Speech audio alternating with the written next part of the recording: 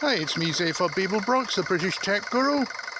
That noise you can hear is 60 watts of solar power going into a Harbour Freight tyre pump, pumping into a Harbour Freight air tank.